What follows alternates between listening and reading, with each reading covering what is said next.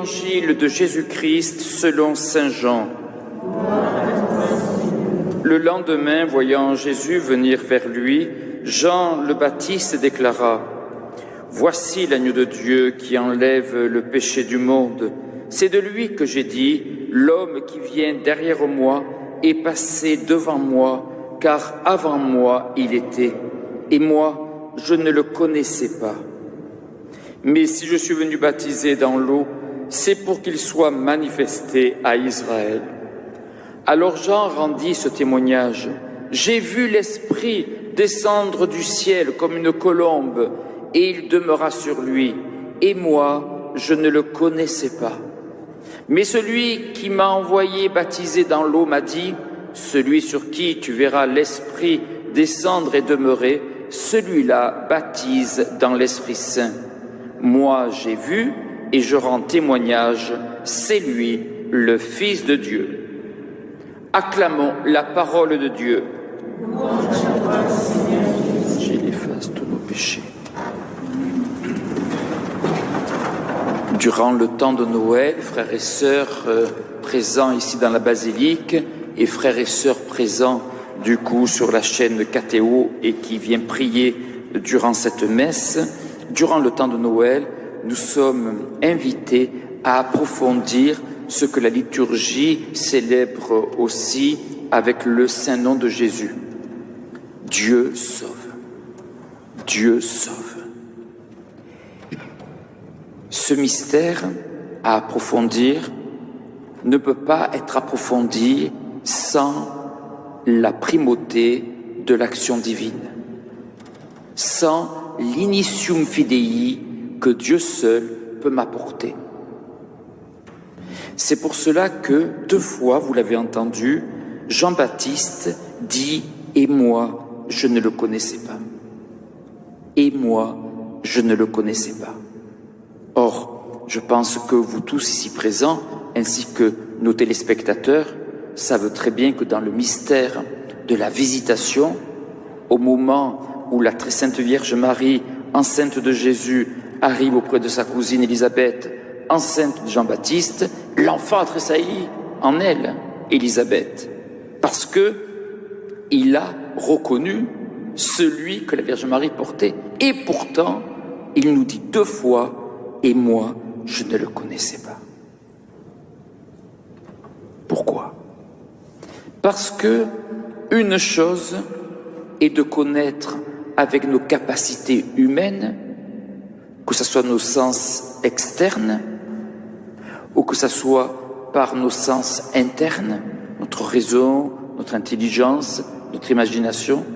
Autre chose est ce dont nous prions au début de la messe en disant « Dieu, sois notre lumière, éclaire-nous constamment de ta gloire afin que l'on puisse te reconnaître comme sauveur. » Afin qu'on puisse te reconnaître comme sauveur.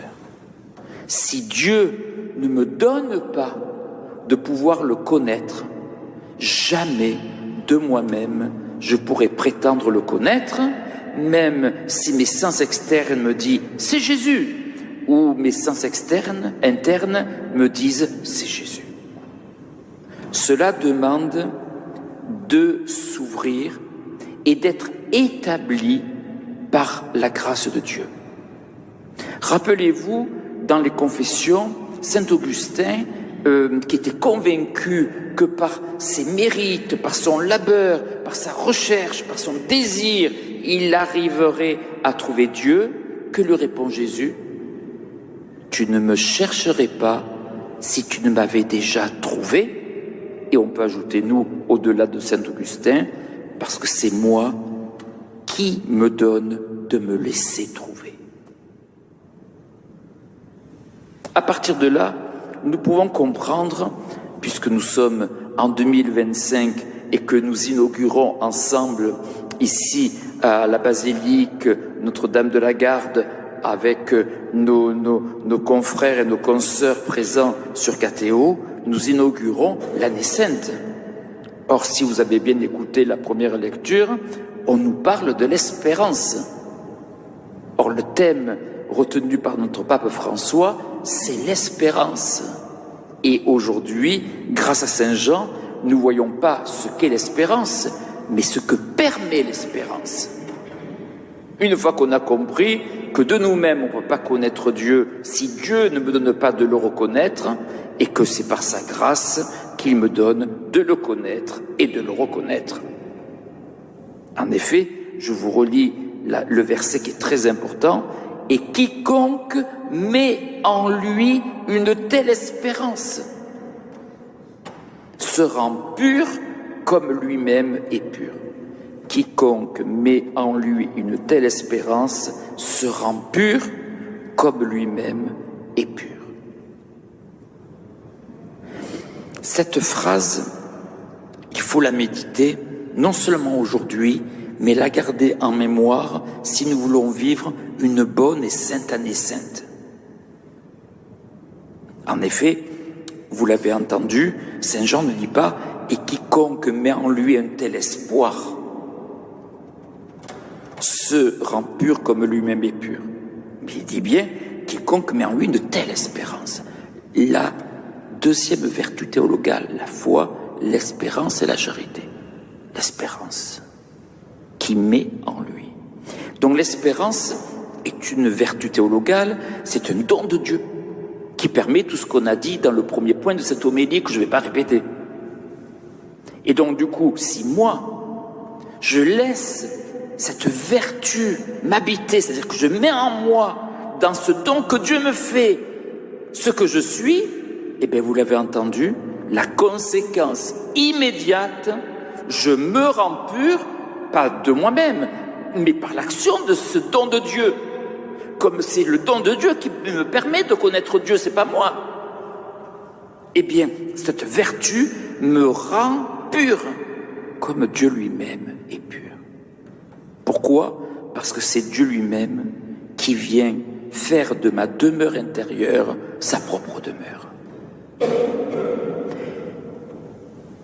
À partir de là, nous pouvons comprendre que la pureté dont il est question, liée à cette vertu d'espérance que Dieu me donne, que Dieu met en moi, ne consiste pas en des questions morales, sexuelles. Mais la pureté, dans le sens biblique, c'est à partir d'un exemple que nous trouvons dans les sciences chimiques que nous pouvons comprendre en quoi elle consiste. Si vous rappelez vos études de chimie, vos professeurs, nos professeurs nous disaient qu'en chimie, un corps pur, c'est un corps sans mélange. Sans mélange. Et dès lors que le mélange, il est plus pur. Alors pour les Marseillais, comprennent bien l'exemple du pastis. Si vous prenez une dose de pastis et une dose, 2 doses ou 3 doses, après il est noyé d'eau, eh bien vous mélangez, le pastis n'est plus pur et l'eau n'est plus pure. Eh bien c'est pareil dans nos vies. Nos vies, depuis le jour du baptême, elles appartiennent à Dieu. Et justement, nous n'hésitons pas dans nos vies de tous les jours de mélanger Dieu avec plein d'autres choses.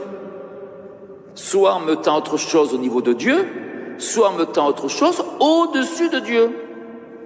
Et les mélanges, ils y vont, ils y vont. Eh bien, cette année sainte de l'espérance, nous dit Saint Jean, consiste du coup à vivre de cette vertu théologale que nous avons reçue le jour de notre baptême et qui du coup nous rend purs comme Dieu est pur. Pourquoi Dieu est pur ?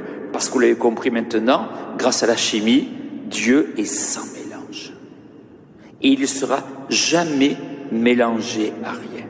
Et c'est pour cela, et je conclus là-dessus, que Saint Jean peut nous dire, pour que nous soyons appelés enfants de Dieu, et nous le sommes.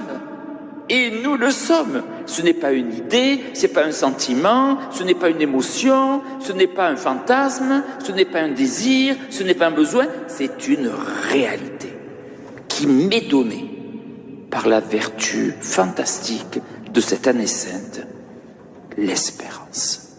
Au nom du Père et du Fils et du Saint-Esprit.